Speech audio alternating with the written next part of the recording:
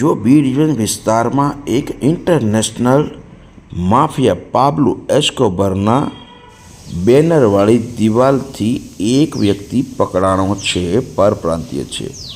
બરાબર. કોણે લખ્યું છે આ પાબ્લો એસ્કોબારનું નામ દિવાલ ઉપર? અને શું આ સંગઠનના કોઈ વ્યક્તિ છે, એનાથી કોઈ ઇન્સ્પાયર થયેલા છે? આ પરપ્રાંતિયો ઘણા સમયથી સુરેન્દ્રનગરમાં અલગ અલગ જગ્યાની હોટલોમાં રહે છે, નોકરી કરે છે અને આ એનું સ્થળ છે. અનેક પ્રકારના નશાઓ પણ કરતા હોવાનું ધ્યાને આવ્યું છે. અને આ ડ્રગ માફિયાના જે ફોટો છે એનાથી આ ફોટાવાળો વ્યક્તિ ઇન્સ્પાયર થયેલો છે, જુઓ, હોય એવું લાગે છે.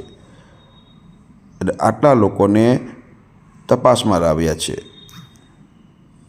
આ છે પાબ્લો એસ્કોબાર લખેલી દિવાલ ઉપર સ્લોગન. શું પોલીસે તપાસ અત્યાર સુધી કેમ ન કરી આ બાબતની?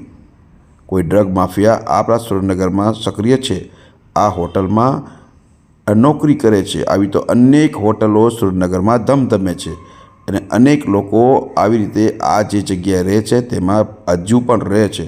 તો આવનારા સમયમાં આગળ તપાસ કરશે કે કેમ, જુઓ ચંચુપાતના આગલા એપિસોડમાં.